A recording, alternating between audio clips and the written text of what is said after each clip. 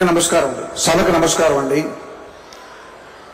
ఒక మహోన్నత వ్యక్తి రామోజీరావు గారి సంస్కరణ సభకి నన్ను ఆహ్వానించినటువంటి గౌరవనీయులు చంద్రబాబు నాయుడు గారు, పవన్ కళ్యాణ్ గారికి నా హృదయపూర్వక కృతజ్ఞతలు తెలుపుకుంటున్నాను.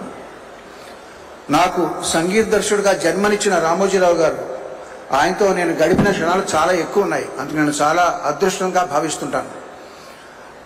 ఆ క్షణాల నుంచి నేను నేర్చుకున్న విలువైన విషయాలు ఎన్నో ఉన్నాయి. వాటిలో మచ్చుకు ఒకటి ఏంటంటే,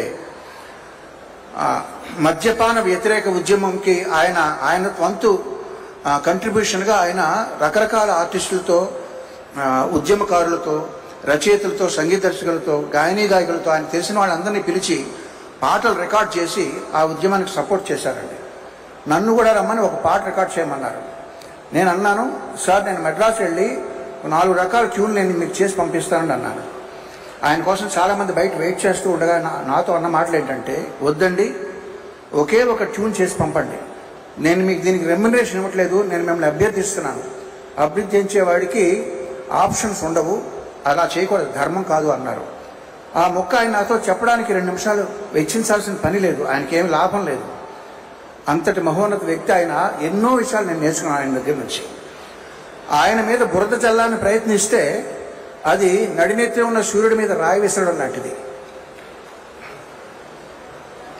బతికితే ఒక్కరోజైనా రామోజీరావు గారిలా బతకాలని నేను ఒక సభలో అన్నాను. ఇప్పుడు అనేది ఏంటంటే, మరణించినా ఆయనలాగే మరణించాలి.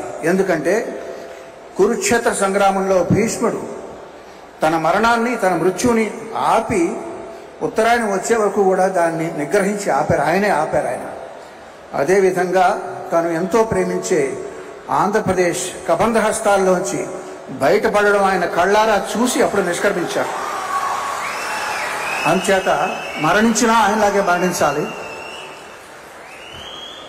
ఆయన ఫోటో మా పూజ గదిలో ఉంటుందండి. ఎందుకంటే ఆయన దేవుణ్ణి నమ్మరు.